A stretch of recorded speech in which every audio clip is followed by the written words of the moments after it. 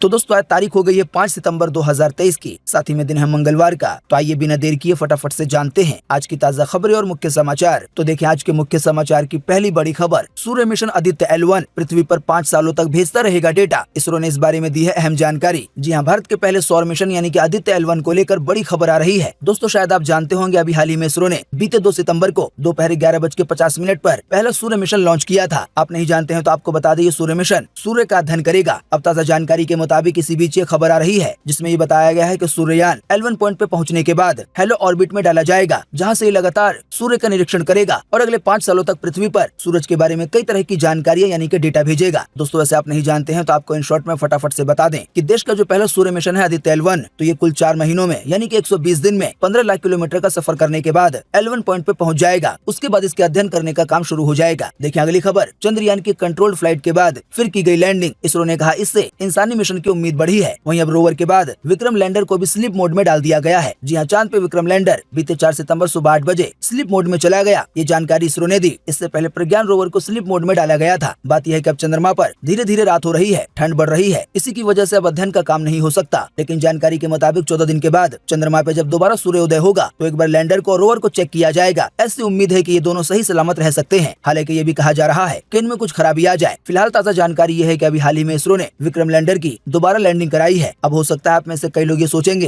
कि विक्रम लैंडर तो पहले से ही लैंड किया हुआ था, तो फिर इसकी दोबारा लैंडिंग कैसे करवाई जा सकती है। तो आपको बता दे, बात यह है कि अभी हाल ही में बीते सोमवार को विक्रम लैंडर को 40 सेंटीमीटर ऊपर उठाया गया। इसके बाद दोबारा इसकी सुरक्षित लैंडिंग कराई गई। तो ये दूसरी वाली लैंडिंग भी बिल्कुल कामयाब रही है। इसी के बाद इसरो ने कहा है कि दोबारा लैंडिंग कामयाब होने से ह्यूमन मिशन की उम्मीद बढ़ी है। यानी कि आने वाले भविष्य में ऐसा हो सकता है कि भारत की तरफ से भी इंसानों को चांद पर भेजा जाए। आसान शब्दों में कहें तो आने वाले भविष्य में ये भी कारनामा अपना इंडिया कर सकता है। देखिए अगली खबर, पीएम नरेंद्र मोदी और सीएम योगी आदित्यनाथ के बीच होने वाली है बड़ी बैठक। आइए बताएं किस अहम मुद्दे पे होने वाली है चर्चा। जी हाँ, प्रधानमंत्री नरेंद्र मोदी और उत्तर प्रदेश के मुख्यमंत्री योगी आदित्यनाथ के बीच एक बड़ी बैठक होने जा रही है। बताया जा रहा है ये मुलाकात आज शाम को हो सकती है। सूत्रों के हवाले से बताया गया है कि इस मुलाकात में राम मंदिर के उद्घाटन और इससे जुड़े कुछ महत्वपूर्ण बिंदुओं पर चर्चा की जा सकती है। देखिए अगली खबर, स्वीडन में कुरान जलाए जाने पर हुई हिंसा, पथराव और आगजनी के बाद पुलिस ने 3 लोगों को किया है गिरफ्तार। जी हाँ, कुरान को जलाए जाने की लगातार हो रही घटनाओं के बीच स्वीडन के तीसरे बड़े शहर माल्मो में हिंसा भड़क उठी है। हिंसा की ताजा घटनाएं इस्लाम विरोधी प्रदर्शनकारी द्वारा कुरान की प्रति जलाए जाने के बाद हुई हैं। इन घटनाओं में कई स्थानों पर आगजनी और पथराव होने की वजह से दर्जनों कारों और कई इमारतों को नुकसान पहुंचा है। आपको बता दें, ये हिंसा अभी हाल ही में बीते रविवार को शुरू हुई थी, जो बीते सोमवार को भी जारी रही। दिन के अलावा रात में भी। कुल मिलाकर आसान शब्दों में कहें तो अभी हाल ही में एक बार फिर से इस्लाम का विरोध करने वाले कुछ लोगों ने कुरान की प्रतियां जलाई हैं। देखिए अगली खबर, दिल्ली में कराई जाएगी कृत्रिम बारिश। सीएम केजरीवाल ने CII संघ की है बैठक। जी हाँ, देश की राजधानी दिल्ली में सर्दी के मौसम में होने वाले वायु प्रदूषण की रोकथाम के लिए दिल्ली सरकार क्लाउड सीडिंग तकनीक की मदद लेने पे विचार कर रही है। बताया गया इसमें जहाँ वायु प्रदूषण ज्यादा होगा वहाँ पे कृत्रिम बारिश कराई जाएगी, यानी कि आर्टिफिशियल रेन। दोस्तों आपको बता दें, कृत्रिम बारिश कई उपकरणों का इस्तेमाल करके करवाई जाती है और ये बारिश कुदरती नहीं बल्कि इंसानों द्वारा करवाई जाती है। इसे ही आर्टिफिशियल रेन या कृत्रिम बारिश कहते हैं। बताया गया कृत्रिम बारिश करवाने की वजह से प्रदूषण के स्तर को कम किया जाएगा। इसकी वजह से आने वाले सर्दी के मौसम में लोग दम घोटू हवा से बच सकेंगे और स्वच्छ हवा में सांस ले सकेंगे। बताया गया इस तकनीक पर कानपुर IIT काम कर रहा है। दोस्तों आप नहीं जानते हैं तो आपको बता दें, इस तकनीक में प्लेन आसमान में जाता है, फिर बादल में केमिकल डालने के बाद बारिश कराई जाती है। देखिए अगली खबर, उदयनिधि का सिर कलम करने वाले को 10 करोड़ रुपए देंगे। तमिलनाडु के मुख्यमंत्री के बेटे के बयान पर अयोध्या के संत का है ये फरमान। तमिलनाडु के मुख्यमंत्री के बेटे ने सनातन धर्म यानी कि हिंदू धर्म को एक बीमारी बताया था और ये कहा था कि इसे खत्म करना जरूरी है। जी हाँ, तमिलनाडु के मुख्यमंत्री MK स्टालिन के बेटे उदयनिधि स्टालिन ने अभी हाल ही में बीते 2 सितंबर को सनातन धर्म को लेकर इसे खत्म करने की बात कही थी। फिलहाल ताजा जानकारी यह है कि अब इस पर अयोध्या के संत परमहंस आचार्य ने अभी हाल ही में बीते सोमवार को उनके बयान पर नाराजगी जताई। उन्होंने एक बयान में कहा है कि जो उदयनिधि का सिर कलम करके लाएगा, यानी कि उसका सिर काट के लाएगा, तो उसे 10 करोड़ रुपए का इनाम दिया जाएगा। आपको बता दें, जिस समय संत परमहंस आचार्य ये बातें कह रहे थे तो उस समय उदयनिधि के पोस्टर पे तलवार चलाई गई, जिन्होंने सनातन धर्म यानी कि हिंदू धर्म को लेकर उसे बीमारी बताया है और कहा है कि इसे खत्म होना चाहिए। अब दोस्तों इस पूरे मामले पर आपका क्या कहना है? आप अपनी बात को इसी वीडियो के नीचे कमेंट बॉक्स में लिख सकते हैं। आपके दिए गए जवाबों से काफी कुछ पता चलता है। पहली तो बात यह है कि तमिलनाडु के मुख्यमंत्री के बेटे की, जिन्होंने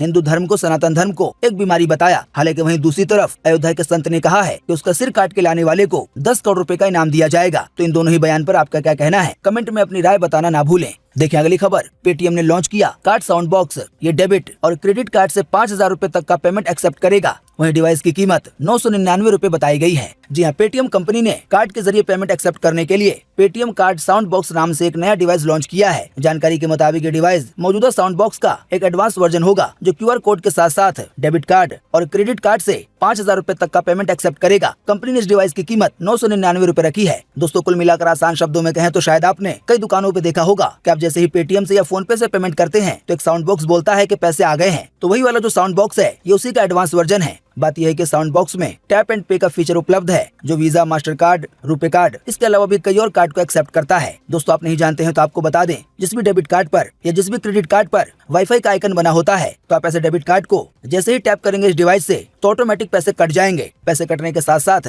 साउंड बॉक्स से आवाज भी आ जाएगी, जैसा कि अभी इस समय QR कोड से पेमेंट करने पर आती है। तो ये नए वर्जन वाला साउंड बॉक्स QR कोड द्वारा पेमेंट होने पर भी बोलेगा और डेबिट कार्ड या क्रेडिट कार्ड द्वारा पेमेंट होने पर भी बोलेगा। बाकी इस डिवाइस से आम जनता का फायदा ये होगा कि अगर किसी समय UPI काम नहीं कर रहा है या कोई भी दिक्कत है और ऐसे में आपके पास अगर आपका ATM कार्ड होगा तो आप आसानी से पेमेंट कर पाएंगे। हालांकि ध्यान रखें, वो ATM कार्ड वाईफाई आइकन वाला होना चाहिए, तभी आप टैप करके यानी कि केवल अपने कार्ड को सटा कर ही पेमेंट कर पाएंगे। देखिए अगली खबर, इस सितंबर के महीने में टूटा 14 साल पुराना गर्मी का रिकॉर्ड। 40 डिग्री पार पहुंचा पारा। केवल 24 घंटे में 3 डिग्री बढ़ा तापमान। जी हाँ, इसे सूखे मौसम का असर कहें या फिर अल नीनो। इस बार सितंबर के महीने में भी अधिकतम तापमान 40 डिग्री को पार कर गया है। तेज धूप के चलते सावन में भादों का एहसास हो रहा है। सबसे मेन बात यह है कि बीते केवल 24 घंटे में देश की राजधानी दिल्ली में और इसके आसपास के इलाकों में तापमान 3 डिग्री बढ़ गया। ऐसा होने की वजह से गर्मी ने पिछले 14 साल का रिकॉर्ड तोड़ दिया है। आसान शब्दों में कहें तो ऐसा बहुत कम देखने को मिलता है कि सितंबर के महीने में जो अधिकतम तापमान है वो 40 डिग्री सेल्सियस को पार कर जाए, लेकिन इस बार ऐसा हो गया है। देखिए मौसम को लेकर एक और बड़ी खबर कि उड़ीसा में आई आसमानी आफत। केवल 2 घंटे के भीतर 61,000 बार कड़की आकाशीय बिजली, 12 लोगों की गई जान, 14 की हालत है गंभीर। जी हाँ, उड़ीसा में अभी हाल ही में बीते शनिवार को आकाशीय बिजली ने जगह जगह पर अपना कहर बरपाया। केवल 2 घंटे के भीतर उड़ीसा में रिकॉर्ड 61,000 बार बिजली कड़कने की घटना दर्ज की गई। बिजली कड़कने के साथ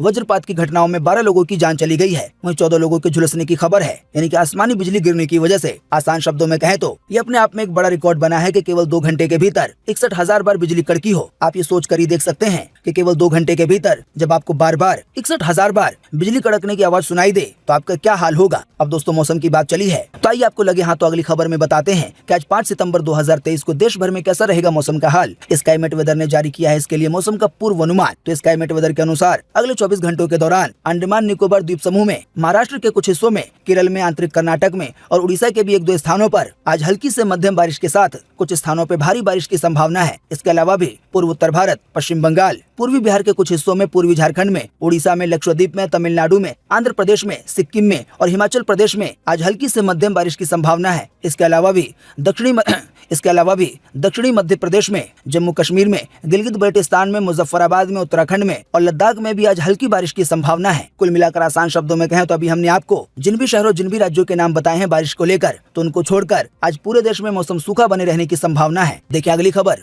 आनंद महिंद्रा ने इसरो को कहा धन्यवाद। बोले आने वाले भविष्य में एक दिन चांद की सतह पर थार ई को उतारेंगे, यानी कि थार कार को। जी हाँ, चंद्रमा पर विक्रम लैंडर और प्रज्ञान रोवर की सफल लैंडिंग के बाद अब हाल ही में महिंद्रा ग्रुप के चेयरमैन आनंद महिंद्रा ने इसरो को धन्यवाद कहा है, यानी कि देश की स्पेस एजेंसी को। इतना ही नहीं, आनंद महिंद्रा ने सोशल मीडिया प्लेटफॉर्म X यानी कि ट्विटर पर एक वीडियो शेयर किया है जो कि चांद का है। असल में ये एक एनिमेशन वीडियो है जिसमें उन्होंने ये इच्छा जाहिर की है और बताया है कि आने वाले भविष्य में हम इतनी तरक्की कर जाएंगे कि जो महिंद्रा की थार कार है वो एक दिन चंद्रमा की सतह पर उतरेगी। तो आप देखिए ये वीडियो जो कि आनंद महिंद्रा द्वारा शेयर किया गया है, जिसमें एक लैंडर से थार ई कार बाहर आ रही है। बाकी दोस्तों, आप इसी वीडियो के नीचे कमेंट बॉक्स में कमेंट करके बताएं कि आने वाले दिनों में क्या ये सपना पूरा हो पाएगा या नहीं। इस पर आपकी पर्सनल राय क्या है? वीडियो को देखने के बाद आप अपना जवाब इसी वीडियो के नीचे कमेंट बॉक्स में लिख सकते हैं। देखिए अगली खबर, वन नेशन वन इलेक्शन के समर्थन में आए प्रशांत किशोर। कहा इलेक्शन यानी कि चुनाव एक बार में होने से देश का आर्थिक, सामाजिक और राजनीतिक फायदा होगा। जी हाँ, जन स्वराज के संस्थापक प्रशांत किशोर ने अभी हाल ही में मुजफ्फरपुर में वन नेशन वन इलेक्शन का समर्थन किया है। उन्होंने कहा है कि अगर इसे सही नियत से लागू किया जाए तो ये देश के हित में होगा, देश के फायदे के लिए होगा। ये ट्रांजिशन का 4 से 5 साल का फेज हो जिससे सबको व्यवस्था में आने का समुचित समय मिले, तो ये देश के हित में है। दोस्तों, बात यह है कि आने वाले दिनों में केंद्र सरकार वन नेशन वन इलेक्शन के नाम से एक बिल पेश करने वाली है। हम हम आपको कई बार बता चुके हैं कि अभी इस समय ऐसा होता है कि विधानसभा का चुनाव यानी कि मुख्यमंत्री का चुनाव और लोकसभा का चुनाव यानी कि प्रधानमंत्री का चुनाव अलग अलग समय पर होते हैं। लेकिन जो वन नेशन वन इलेक्शन सोच है, इसको लेकर ये कहा गया है केंद्र सरकार की ओर से कि अगर इसका बिल पास हो जाता है तो फिर मुख्यमंत्री का चुनाव और प्रधानमंत्री का चुनाव एक ही बार में हो जाएगा, यानी कि आप एक ही बार में जाएंगे और मुख्यमंत्री का भी और प्रधानमंत्री का भी वोट डालकर आ जाएंगे। आपको बार बार जाने की जरूरत नहीं पड़ेगी, पूरे देश में चुनाव एक ही साथ हो जाएगा। वैसे आपको बता दें, सिस्टम को लेकर कई सारी पार्टियां इसके विरोध में हैं, लेकिन फिलहाल ताजा जानकारी यह है कि प्रशांत किशोर ने अभी हाल ही में मुजफ्फरपुर में एक बयान के दौरान इसका समर्थन किया है और उन्होंने कहा है कि अगर इसको सही नियत से लागू किया जाए तो ये देश के हित में होगा, देश के लिए फायदेमंद होगा। आप भी चाहें तो इसी वीडियो के नीचे कमेंट बॉक्स में कमेंट करके बता सकते हैं कि केंद्र सरकार यानी कि मोदी सरकार ये वाला जो सिस्टम लाना चाहती है चुनाव को लेकर, तो आपके हिसाब से ये देश के लिए फायदेमंद होगा या नहीं। अपनी बात को इसी वीडियो के नीचे कमेंट बॉक्स में आप लिख सकते हैं। देखिए अगली खबर, तुर्की में दिखा गजब का नजारा, रात में हरे रंग की रोशनी से जगमग हुआ आसमान। इससे जुड़ा वीडियो हो रहा है वायरल, जिसकी झलक आप भी देख सकते हैं अपनी स्क्रीन पर। जी हाँ, तुर्की के पूर्वी हिस्से में एर्जुरम शहर और गुमुशाने के प्रांत के लोगों ने आसमान में बीते शनिवार रात एक बड़ा ही अद्भुत नजारा देखा। यहाँ बीते शनिवार रात उल्कापिंड यानी कि मेट्रोइड बादलों के बीच से गुजरा, इसी की वजह से हरे रंग की चमक वाला जगमगाता आसमान दिखाई दिया। दोस्तों, अगर आप उल्कापिंड के बारे में नहीं जानते हैं तो आपको बता दें, उल्कापिंड असल में स्पेस में घूमने वाले एक तरह के पत्थर ही होते हैं। तो कई बार ये पत्थर पृथ्वी के अंदर आ जाते हैं, ऐसे में कई बार इस तरह का अद्भुत नजारा देखने को मिलता है। लेकिन इस बार खास बात ये रही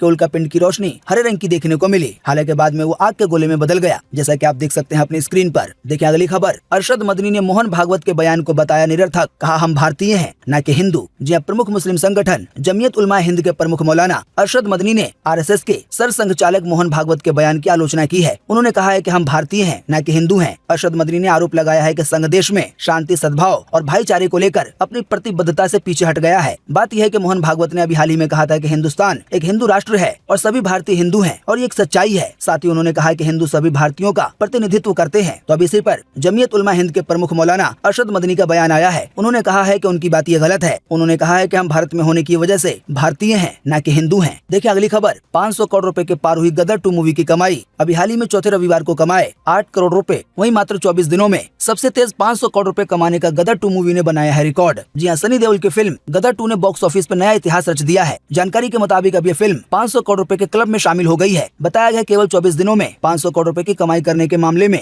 गदर 2 मूवी पहली फिल्म बन गई है। आसान शब्दों में कहें तो ये बताया गया है कि इंडिया में किसी भी बॉलीवुड मूवी ने इससे पहले अभी तक केवल 24 दिन में 500 करोड़ रुपए की कमाई नहीं की थी। देखिए अगली खबर, जैकलिन फर्नांडिस की खुशी के लिए जानवरों का हॉस्पिटल खोलेगा सुकेश। 25 करोड़ रुपए की लागत से 25,000 वर्ग फुट में बनेगा अस्पताल। जी हाँ, 200 करोड़ रुपए की मनी लॉन्ड्रिंग केस में जेल में बंद सुकेश चंद्रशेखर ने जैकलिन फर्नांडिस को एक और लेटर लिखा है। इस बार उसने जैकलिन के लिए हॉस्पिटल बनाने की बात कही है। सुकेश ने लिखा है कि जैकलिन को जानवर बहुत पसंद है, इसीलिए वो बेंगलुरु में जानवरों के लिए एक बड़ा हॉस्पिटल खोलने जा रहे हैं। इस हॉस्पिटल को बनाने में 25 करोड़ रुपए की लागत आएगी, जबकि इसका एरिया 25,000 वर्ग फुट में फैला होगा। इस हॉस्पिटल में कुत्ते, बिल्लियों और घोड़ों समेत सभी जानवरों का इलाज होगा। उसने कहा है कि ये हॉस्पिटल अगले साल तक बन जाएगा। साथ ही सुकेश चंद्रशेखर ने कहा है कि मेरी टीम ने इसके लिए रूपरेखा तैयार कर ली है। 11 सितंबर 2023 से कंस्ट्रक्शन का काम शुरू हो जाएगा और 11 अगस्त 2024 से पहले ये हॉस्पिटल बनकर तैयार हो जाएगा। साथ ही में सुकेश ने कहा कि संयोग से उसी दिन तुम्हारा यानी कि जैकलिन का जन्मदिन भी है। देखिए अगली खबर, नूह हिंसा में गैंग 0011 की हुई एंट्री। व्हाट्सएप चैटिंग से हुआ है बड़ा खुलासा। यात्रा में बजरंग दल के शामिल होने पर 30 जुलाई को रची गई थी ये साजिश। फिर 31 जुलाई को हुई भयंकर हिंसा, जिसमें कई लोगों की जान गई। जी हरियाणा के नूह हिंसा को लेकर नए नए खुलासे हो रहे हैं। पुलिस जांच में अब सामने आया है कि हिंसा में गैंग 0011 ने अहम भूमिका निभाई है। जानकारी के मुताबिक इस ग्रुप में 60 लोगों ने व्हाट्सएप के जरिए 30 जुलाई को यानी कि हिंसा होने से एक दिन पहले हिंसा की साजिश रचने की तैयारी कर ली थी। उन्होंने तय कर लिया था कि ब्रजमंडल यात्रा में अगर बजरंग दल के लोग शामिल होंगे तो उनको सबक सिखाया जाएगा। इसका खुलासा तब हुआ जब गैंग 0011 के नाम से व्हाट्सएप ग्रुप चलाने वाले एडमिन की गिरफ्तारी हुई। गैंग के सरगना वसीम उर्फ टीटा के फिरोजपुर नमक से नूह पुलिस ने उसे गिरफ्तार किया है। देखिए अगली खबर, दिल्ली के मुख्यमंत्री केजरीवाल बोले हर 3 महीने में चुनाव होने चाहिए। साथ ही कहा राजस्थान में फ्री बिजली देंगे, प्राइवेट स्कूलों के लूट बंद करेंगे, वहीं टीचर से दूसरे काम नहीं कराएंगे, यानी कि वो केवल पढ़ाई करवाएंगे। जी आम आदमी पार्टी के राष्ट्रीय संयोजक और दिल्ली के सीएम अरविंद केजरीवाल ने कहा कि राजस्थान में हम 6 गारंटी देकर जा रहे हैं। हम फ्री बिजली देंगे, आपके बच्चों की जिम्मेदारी मेरी होगी, प्राइवेट स्कूलों के लूट बंद करेंगे, दिल्ली जैसे शानदार स्कूल बनाएंगे, जितने भी अस्थायी टीचर हैं उन्हें स्थायी कर देंगे, शिक्षकों से टीचिंग के अलावा और कोई काम नहीं करवाया जाएगा ताकि टीचर पढ़ाने पे अच्छे से ध्यान दे सके। वहीं स्वास्थ्य की भी गारंटी है, आपके परिवार को अच्छा इलाज करवाने की गारंटी हमारी होगी। साथ ही उन्होंने कहा कि हर गांव शहर में मोहल्ला क्लिनिक खोले जाएंगे, जहां पे कई तरह के टेस्ट और दवाइयां बिल्कुल फ्री में मिलेंगी। साथ ही केजरीवाल ने कहा कि मैं तो ये चाहता हूं कि हर 3 महीने में चुनाव होने चाहिए। शायद जाहिर बात है उन्होंने ये बात इसलिए कही है ताकि पार्टियां सही से काम कर सके।